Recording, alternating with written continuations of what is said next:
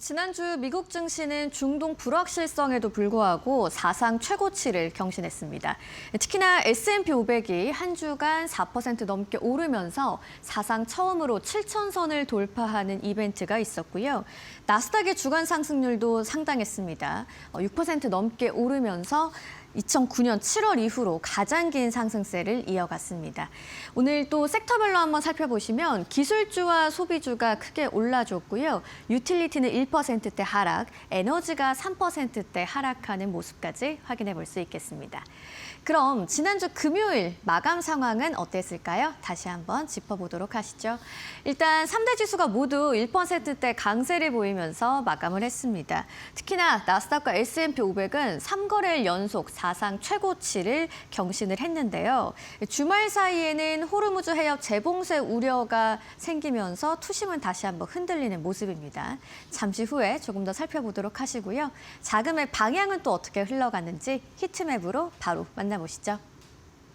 상승하는 종목들이 초록색, 하락하는 종목들은 빨간색으로 표시가 되는 히트맵입니다. 지난주 금요일 시총이 1조 달러 이상의 대형 기술주들 일제히 상승해줬고요. 대부분의 종목과 섹터에서 초록불이 강하게 들러왔던 시장이었습니다. M7 종목들 중에서는 특히나 테슬라가 3%대 급등이 나왔습니다. 실적 발표를 얼마 앞두고 있는 테슬라인데요. 로보택시 확대에 대한 이야기에 좀 올랐던 모습이고요. 빅테크 종목들과 소프트웨어, 하드웨어, 반도체 섹터 대부분의 흐름이 좋았던 금요일이었습니다.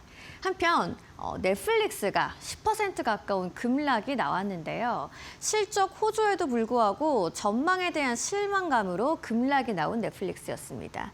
그리고 에너지 섹터 유가가 급락하면서 빨간불을 강하게 켜고 있는 모습까지 확인이 되겠습니다. 이날 시장에는 어떤 이슈들이 있었을까요? 주말 사이 업데이트된 내용까지 한번 마켓 무버 이슈로 만나보시죠. 사상 최고 랠리를 펼쳤던 지수가 하루 만에 다시 한번 투심이 흔들리는 모습이었습니다. 주말 사이 재봉쇄 리스크가 커졌는데요. 이야기를 하나씩 짚어보도록 하겠습니다. 지난 금요일 시장 마감 상황 한 번 더 보시겠습니다. S&P 500이 사상 처음으로 이번에는 7,100선을 돌파했고요. 나스닥은 무려 13거래일 연속 상승세를 이어갔습니다. 유가는 급락했는데요. WTI가 11%대 빠졌고요. 브렌트유도 9%가 넘게 빠졌습니다. 시장의 공포감을 의미하는 변동성 빅스 지수도 하락하면서 위험 자산을 선호하는 심리가 확대되는 모습이었습니다. 이날 시장 왜 이렇게 올랐을까요? 먼저 이란이 호르무즈 해협을 전면 개방하겠다고 선언을 했었습니다. 이스라엘과 레바논은 10일간의 휴전에 들어간 상태죠. 미국과 이란 협상 진전에 대한 기대감이 커졌는데요. 시장은 결국 이렇게 좀 해석을 했습니다. 에너지 공급 정상화에 대한 기대감으로 유가는 급락했고요. 인플레이션과 금리 부담 완화 기대감으로 주식은 상승했죠. 즉 중동 리스크 제거를 시장은 가장 빠르게 가격에 반영을 했고요. 사실상 마지막 리스크 해소에 베팅을 했던 장이었습니다. 그런데 끝날 때까진 끝난 게 아닌 걸까요? 주말 사이에 호르무즈 해협을 둘러싼 긴장감은 다시 한번 커졌습니다. 18일 이후에 이란은 호르무즈 해협 재봉쇄 그리고 통제를 재개했는데요. 실제로 유조선과 상선을 대상으로 한 발포와 피격 소식이 등장했습니다. 실제로 이 긴장감을 재확인하게 되는 순간이었고요. 미국과 이란 양측의 입장은 이렇습니다. 미국은 여전히 대이란 해상 역봉쇄를 유지하는 중입니다. 하지만 이란은 봉쇄부터 풀어야 할 협상을 하겠다는 입장인데요. 즉 양국은 서로 조건이 맞지 않아서 부딪히는 상황입니다. 이 호르무즈 해협을 둘러싼 협상 상황 지금 어디까지 왔을까요? 먼저 미국은 20일 협상단을 파키스탄으로 이동시키겠다면서 이 협상 재개 의지를 다시 한번 보여줬습니다. 하지만 트럼프는 합의가 없다면 인프라를 타격하겠다면서 강경 발언까지 더했는데요. 이란의 입장도 살펴보시죠.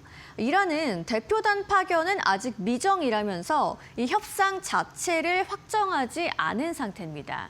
이 휴전 만료인 22일을 앞두고 타결이 될지 결렬이 될지 갈림길에 놓인 상황이라고 볼 수 있겠습니다. 자, 시장의 핵심 구조가 변화했습니다. 지난 금요일 리스크 해소를 확정처럼 반영했던 시장이었는데요. 현재는 이 리스크는 여전히 진행 중이고 충돌 가능성까지 존재한다는 점을 확인했습니다. 즉, 이 상승의 근거였던 해협 정상화는 아직 확정된 사실이 아니라는 거죠. 그리고 가장 중요한 타이밍은 바로 휴전 만료일인 4월 22일입니다. 이 전에 협상이 타결된다면 현재 리스크는 다시 한번 해소되겠지만 실패한다면 충돌로 이어지겠습니다. 즉 시장에는 현재 좋은 시나리오와 나쁜 시나리오가 둘 다 열려 있는 상태입니다. 지금 시장은요, 금요일에는 전쟁이 끝난 줄 알았는데 주말에 보니까 아직도 한창 진행 중인 상황이구나라고 해석을 하고 있는데요. 결국 오늘 좀 체크해 보실 만한 포인트 몇 가지를 정리해 봤습니다. 가장 선행 지표가 되는 유가가 반등할지 여부 주목을 해 보셔야 되겠고요. 에너지주는 다시 오를 것으로 보입니다. 기술주에서 차익 실현도 나타날 수 있기 때문에 이 힘겨루기 장세도 한번 체크를 해 보시죠. 그리고 협상 뉴스 헤드라인 어떻게 나오는지 상당히 중요하겠고요. 지수가 신고가를 유지하게 될지 아니면 단기 되돌림 현상이 나타날지 저희와 함께 확인해 보시면 좋겠습니다. 자, 시장에 있었던 이슈들 확인해 봤고요. 종목별의 이야기 마켓 무버 스탁 조민재 앵커와 만나보시죠. 시장을 움직인 마켓모버 스탁 바로 보도록 하겠습니다. 가장 먼저 테슬라 3% 이상 크게 급등했는데요.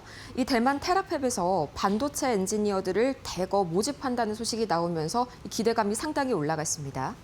프로젝트가 이제 좀 막바지 단계까지 잘 왔구나 이런 신호로 해석을 할 수가 있겠죠. 또 여기에서 한 가지 더 재미있는 점은 이번 채용이 5년 이상 최첨단 공정, 투나노 공정의 전문가들을 대상으로 합니다. TSMC의 앞마당에서 대놓고 이 경쟁사의 핵심 인재들을 겨냥하고 있는 테슬라다 볼 수가 있겠죠. 또 이 신모델 관련 호재도 한 가지가 있었는데요. 인도에서 6인승 SUV 모델 YL을 이르면 다음 주에 출시한다는 보도까지 두 가지 호재가 테슬라의 주가 3% 이상 끌어올렸습니다. 또 애플도 2.6% 가까이 급등했는데요. 최근 들어서 중국 스마트폰 시장이 좀 둔화되고 있는 그런 상황입니다. 그런데 여기서 애플의 아이폰만은 오히려 판매량이 20%나 급증했다고 하는데요. 이유는요, 다름 아닌 메모리에 있습니다. 메모리 가격이 워낙 오르다 보니까 중국 스마트폰 업체들이 날이 갈수록 가격을 계속해서 좀 올리고 있는데요. 이것 때문에 상대적으로 내구성이 뛰어난 이 아이폰이 한번 산다면 좀 안 바꾸고 오랫동안 쓸 수 있겠다. 이런 인식 때문에 불티나게 팔린 거죠. 엔비디아도 1.68% 올랐는데요. 반도체단 전반에 투심 좋은 하루였습니다. 엔비디아의 경우에는 이 오펜하이머가 차세대 AI 칩 블랙웰 울트라의 성능이 업계에서 굉장히 압도적이라면서 최선호주로 선정을 하면서 또 눈길을 끌었는데요. 목표 주가를 $265로 제시했습니다. 금요일에 막 $200 선을 돌파했으니까 앞으로도 30% 이상의 추가 상승이 가능하다고 본 것이죠. 이 엔비디아의 엔비디아 칩은 그대로 가고 있고요. 거기에다가 기업들의 자체 칩까지 투 트랙으로 가고 있는 AI 칩 시장이다라고 정리해 볼 수가 있겠습니다. 또 이날 반도체단 관련주들의 흐름을 보자면요. 굉장히 눈에 띄는 흐름이 한 가지가 있었습니다. 바로 메모리의 뒤를 이을 AI 시대의 필수품이라고 할 수 있겠죠. 바로 전력 반도체가 굉장히 강세를 보였는데요. 이 전력 반도체, 쉽게 말을 하자면 낮은 전력으로 높은 성능을 낼 수 있는 반도체입니다. 이게 왜 필요하냐? AI는 지금 전기 먹는 하마죠. 하지만 지금의 이 전력 인프라만으로는 공급이 상당히 제한적입니다. 이 원전을 두세 달 만에 만들 수는 없으니까요.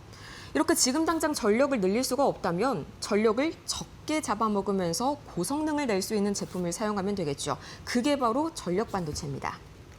특히 이날 전력 반도체의 이 상승을 부추긴 결정적인 계기가 바로 뱅크 오브 아메리카의 리포트 때문이었는데요. 이 뱅크 오브 아메리카가 전력 반도체를 중심으로 실적이 강세를 보일 거라면서 온세미컨덕터의 이 투자 의견을 중립에서 매수로 상향 조정했고요. 또 아날로그 디바이스의 경우에는 목표 주가를 $400에서 $425로 상향했습니다. 각각 3%에서 5% 가까이 오른 이 전력 반도체주들 이렇게 정리를 해볼 수가 있겠죠. AI 수혜를 받아서 그동안 정말 많이 올랐었던 스토리지 반도체, 이제는 좀 가격적으로 부담스러운 구간에 접어드니까요. 상대적으로 아직까지는 저렴한 차기 수혜주인 전력 반도체 쪽으로 수급이 이동하고 있구나. 이 흐름이 포착이 되고 있습니다. 추가적으로 이제 본격적인 실적 장세가 시작이 됐죠. 이 넷플릭스가 실적을 또 발표했는데요. 상당히 표면적으로 봤을 때는 깜짝 실적이었습니다. 하지만 주가는 9% 급락했죠. 이게 그냥 겉으로 보기에는 엄청난 수치였지만 사실 이걸 한번 들여다보자면요. 워너브라더스의 인수권이 무산되면서 일회성으로 발생한 수익 때문에 이 깜짝 놀랄만한 실적이 나왔던 거고요. 이 2분기의 실적 가이던스, 그러니까 앞으로의 가이던스는 오히려 시장 예상치를 밑돌았습니다. 여기에다가 이제 엎친 데 덮친 격으로 넷플릭스의 공동 창업자이자 이 회사를 이만큼 키운 인물이 바로 이 헤이스팅스 의장인데요. 이 헤이스팅스가 이사회를 퇴임한다는 소식까지 전해지면서 전방위적인 악재가 이 투심을 끌어내린 넷플릭스였습니다. 다음은 알루미늄 업체 알코아인데요. 비용 상승으로 인해서 1분기 실적이 예상치를 밑돌았습니다. 거의 7% 가까운 급락이 나왔고요. 이란 전쟁으로 인한 알루미늄 공급 차질이 실적에 직격탄을 날린 대표적인 사례라고 볼 수가 있겠습니다. 앞으로도 비슷한 나레이티브를 가진 종목들이 대거 등장할 수 있다는 점 참고를 해보시면 좋을 것 같고요. 주로 원자재 쪽에 많이 포진이 되겠죠. 이어서 크리티컬 메탈스는 35% 이상 큰 폭으로 뛰어올랐습니다. 이 세계 최대의 히토류 광산인 탄브리즈 광산, 이 경영권을 드디어 확보했다는 소식이 긍정적으로 작용이 됐는데요. 그린란드 정부의 허가를 받아서 이 광산 지분의 92.5%를 보유하게 됐습니다. 사실 독점적으로 운영하는 거나 마찬가지가 없게 되겠죠. 정리를 해보자면 이제 거시적인 리스크, 이란 전쟁이라는 공포가 진정되면서 시장의 초점이 개별 기업들의 펀더멘털로 특히 실적으로 급격하게 이동하고 있다. 전형적인 실적 장세, 개별주 장세가 나타나고 있다. 정리를 해볼 수가 있겠습니다. 이어서 원자재 흐름과 이 매크로 흐름까지 함께 보도록 할 텐데요. 먼저 WTI입니다. 주말에 굉장히 많은 일들이 있었죠. 우선 금요일에 이란이 레바논과 휴전하는 동안에 호르무즈를 개방하겠다. 그러다가 또 하루 만에 이걸 다시 번복하면서 재봉쇄를 선언했고요.